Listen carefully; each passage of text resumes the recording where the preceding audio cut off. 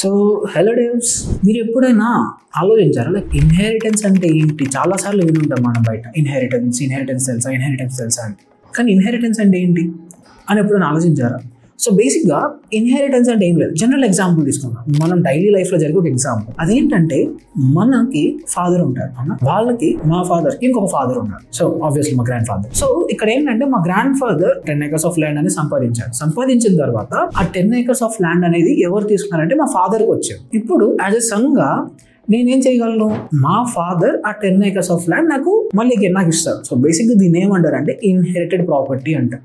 ఏమంటాం? Inherited property. So కొంచెం technology మాట్లాడి కొంచెం పాజిటివ్గా ఇంగ్లీష్లో మాట్లాడాలి అంటే దాన్ని ఇన్హెరిటెడ్ ప్రాపర్టీ అంటాం. అంటే ఇన్హెరిటెడ్ అంటే ఏంటి?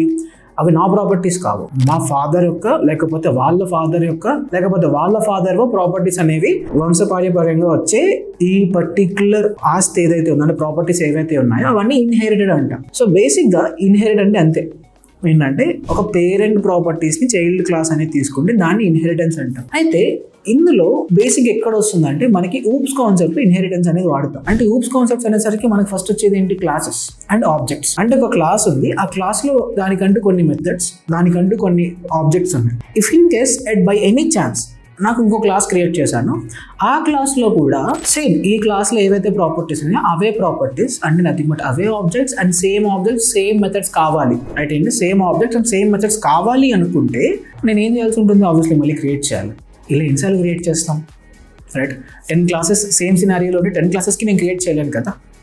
అప్పుడు ఇలాంటి సినారియోస్లో మనం ఏం చేస్తామంటే instead of creating each and every code కంప్లీట్గా న్యూగా క్రియేట్ చేసే దాని బదులు మనం ఏం చేస్తామంటే సో ఏ క్లాస్కి అయితే ఆల్రెడీ ప్రాపర్టీస్ ఉన్నాయో ఆ క్లాస్ని మనం పేరెంట్ క్లాస్ అంటాం. ఏ క్లాస్కి అయితే ఈ ప్రాపర్టీస్ కావాలో ఆ క్లాస్ని మనం చైల్డ్ క్లాస్ అంటాం. సో సింపుల్గా ఏమవుతుందంటే మన దగ్గర ఉండే చైల్డ్ క్లాస్ పేరెంట్ క్లాస్ యొక్క ప్రాపర్టీస్ని ఇన్హెరిట్ చేసుకుంటుంది. ఎట్లా ఇన్హెరిట్ చేసుకుంటుంది? With the help of a keyword. అంటే ఇప్పుడు ఇన్ కేస్ మీరు జావా కానీ జావా స్క్రిప్ట్ కానీ యూజ్ చేస్తుంటే ఎక్స్టెన్స్ అనే కీవర్డ్ ఉంటుంది అనమాట. ఎక్స్టెన్స్ అనే కీవర్డ్ని యూజ్ చేసి ఒక క్లాస్ యొక్క ప్రాపర్టీస్ ఇంకొక క్లాస్ తీసుకుంటుంది. సో బేసిక్గా ఎక్స్టెన్స్ అనే కీవర్డ్ ఎక్కడ వాడతాం అంటే చైల్డ్ సైడ్ వాడతాం. అంటే మనకి చైల్డ్ క్లాస్ ఉంటుంది కదా, అంటే ఏ క్లాస్కి అయితే ప్రాపర్టీస్ రిక్వైర్మెంట్ ఉంటుంది కదా ఆ క్లాస్కి మనం ఎక్స్టెన్స్ అనే కీవర్డ్ యూజ్ చేసి పేరెంట్ క్లాస్ యొక్క ప్రాపర్టీస్ని తీసుకొస్తాం అనమాట. అండ్ ఎలా ఉంటుందంటే సింటాక్స్ చూడడానికి class and then child class name, extends and then parent class name. Just parent class name మాత్రమే రాస్తాం.